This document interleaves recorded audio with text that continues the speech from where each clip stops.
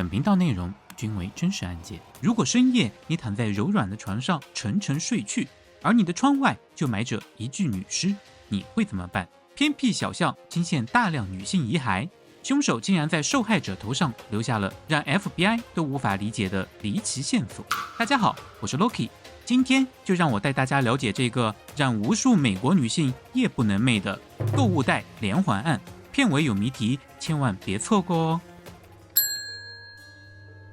时间倒回1997年，美国华盛顿州的斯波坎市，这座原本被针叶林环绕、宁静祥和的西北部城市，正滑入一场令人窒息的血色阴霾之中。一切的开端源于多具接连出现在偏僻小巷和杂草丛里的女性遗骸，受害者无一例外都是常年游荡在东斯普拉格大道上的边缘女性。在夜色的掩护下，她们在城市的最底端艰难求生。在传统的凶杀案调查中，探员最不愿意面对的就是这类受害者，他们行踪飘忽不定，与家人早早断了联系，哪怕人间蒸发了几个星期，也很少有人会第一时间走进警局报案。正因如此，凶手把他们锁定为自己完美且廉价的猎物。所有的受害者全都被一把.25口径的小手枪近距离一枪爆头。但令人毛骨悚然的是，凶手在扣动扳机之后会进行一个极其变态的操作，他会拿出一个最常见最普通的超市塑料购物袋，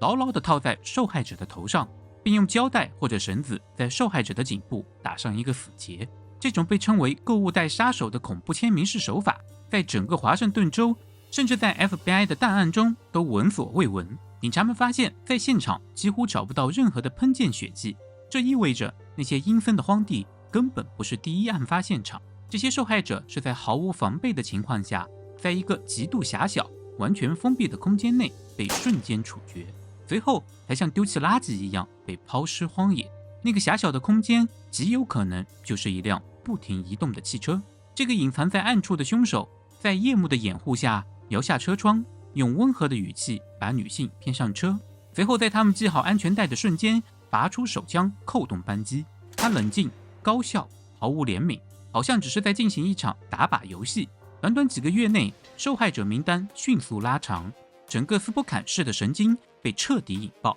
那个拿着塑料袋的幽灵，今晚又会停在谁的面前？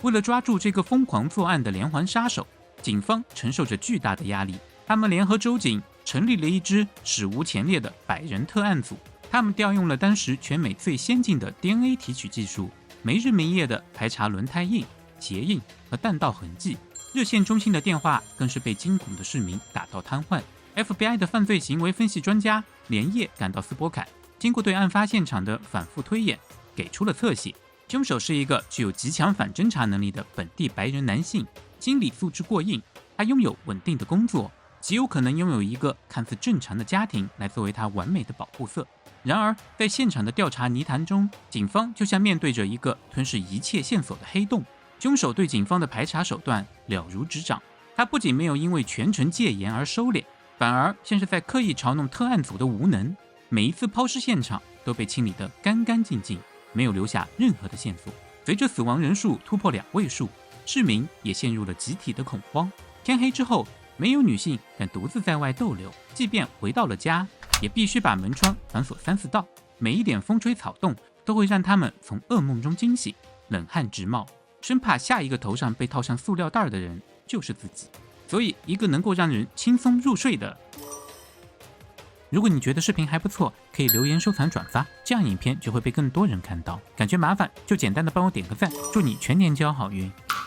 回到案件，就在媒体开始大肆抨击警方无能时，命运的齿轮因为一次失误开始了转动。警方在绝望中找到了一名从地狱边缘爬回来的关键幸存者克里斯汀。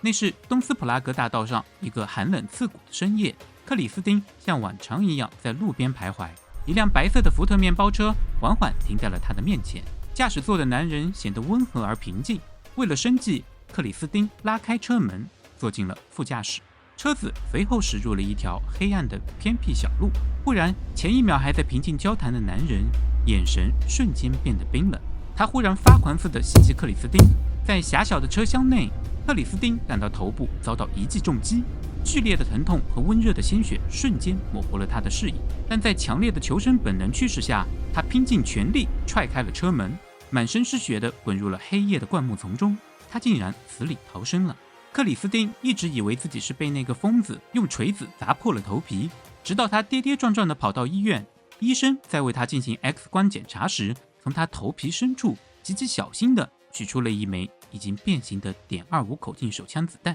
原来在车里的那一瞬间，凶手拔枪对准他的头部扣动了扳机，但就在子弹射出的那0.01秒，克里斯汀本能地低了一下头，子弹因为角度极其刁钻的偏差，只击穿了他的头皮，卡在了颅骨之上，没有打进大脑。活下来的克里斯汀坐在警局的口供室里，瑟瑟发抖。他向警方提供了一个堪称全案转折点的线索。那个男人在行凶前，为了炫耀财力，曾随口提到自己除了这辆用来伪装的白色福特面包车，还拥有一辆非常显眼的白色雪佛兰科尔维特跑车。这个线索就像一道闪电，瞬间劈开了特案组头顶的阴霾。与此同时，法医台上传来了更让人揪心的消息：另一名年仅16岁的受害者珍妮佛在郊外被发现遇害，同样是头部中弹，同样是熟悉的塑料购物袋。而走访排查显示，珍妮佛生前最后一次被人目击，正是坐进了一辆白色的科尔维特跑车里。特案组立刻调取了全州所有的白色科尔维特车辆登记信息，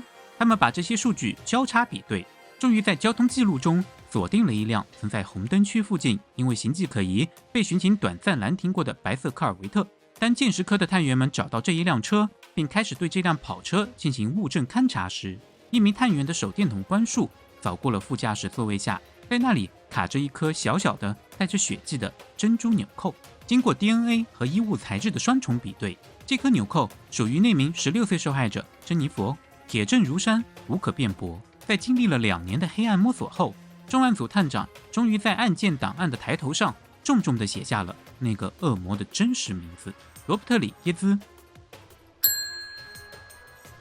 让所有警探感到惊讶的是，罗伯特不是一个看起来阴暗的变态，而是一位受人敬仰的国家英雄。他是一名在美国陆军国民警卫队服役19年的4级准尉，同时也是一名非常出名的军用直升机驾驶员。他的军装胸前挂满了军事勋章。他在军队中表现卓越，在邻居眼里更是一个无可挑剔的完美父亲和好男人。他和妻子感情和睦，共同抚养着5个活泼可爱的孩子。每个周末，他都会穿得体的西装，带着一家老小准时去社区教堂做礼拜。他待人温和，谈吐优雅，甚至会热心地帮邻居修剪草坪。就是这种天堂与地狱的极致反差，让人细思极恐。白天，他穿着笔挺的军装，驾驶着军用直升飞机在天空上盘旋；而到了夜晚，他就会撕下面具，换上便装，开着那辆白色科尔维特跑车，像一个潜伏在暗夜里的恶鬼，把枪口冷酷地对准那些毫无防备的女性。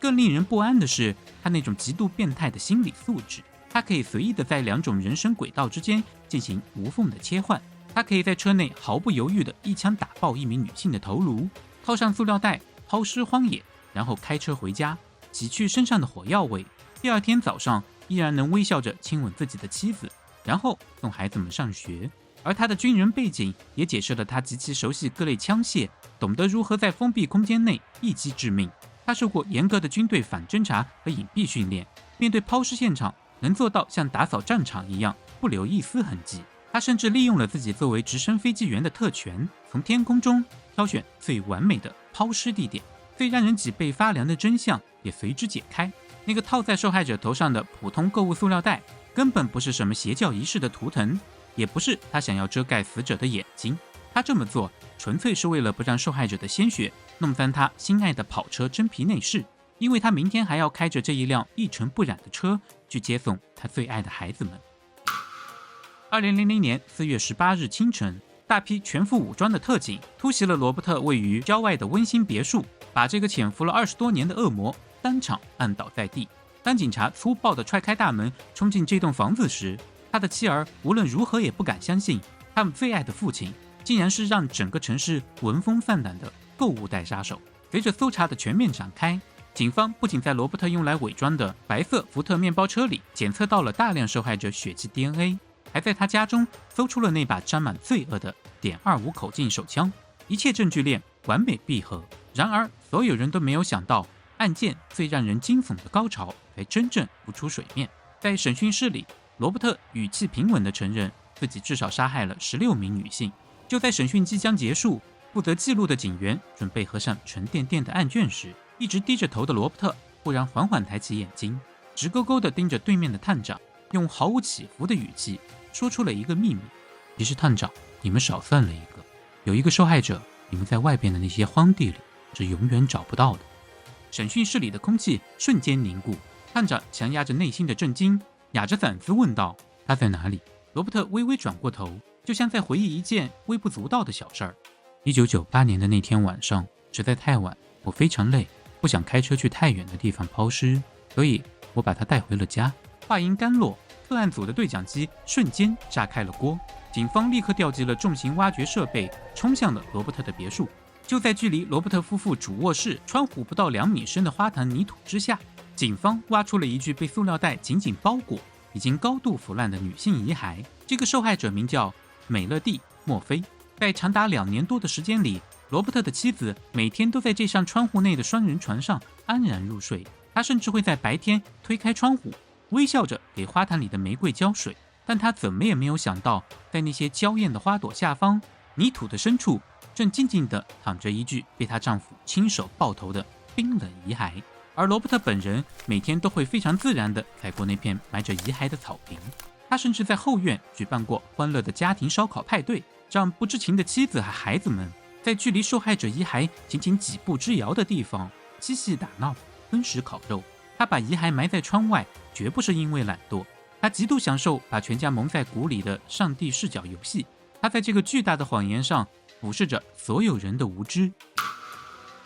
为了免于被注射死刑，罗伯特的辩护团队与检方达成了认罪协议。他以承认多起谋杀换取了408年的有期徒刑。但是正义的怒火绝不会被如此轻易的平息。华盛顿州皮尔斯县的铁血检察官拒绝承认任何妥协，直接以2起发生在该县的1级谋杀案对罗伯特提起了死刑指控。在法庭上，面对受害者家属的哭喊与控诉，坐在被告席上的罗伯特没有任何的波澜。最终他被陪审团判处死刑。尽管后来因为华盛顿州法律变更废除了死刑，他的刑罚也被转为了终身监禁，不得假释。庆幸的是，他将在这个不见天日的牢笼里慢慢腐烂到生命的最后一刻。本案专属虚拟闪卡包现已发售，没有收集的朋友可以到个人售卖购买哦。上期谜题答案是送报员知道他已经死了，所以今天就没来送报，所以送报员就是那个凶手。这是上期谜题答对的粉丝，你们超棒！参与回答但是没有上榜的粉丝也很棒，再接再厉哦。接下来是谜题时间，你能解开这次的谜题吗？一个流浪汉死在了废弃的仓库，死因是中毒。他的身旁有一堆烧完的煤灰和半瓶冰冻的矿泉水。你觉得到底发生了什么？把你的答案写在评论区，正确答案会在下期公布。答对的观众可以登上下期的谜案侦探榜。如果你还想看更多奇案，推荐观看这边的视频。我是 Loki， 我们下期再见。